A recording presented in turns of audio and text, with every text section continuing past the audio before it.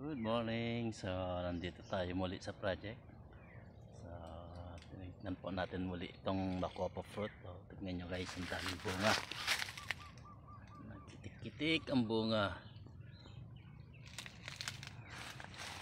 So, ayan.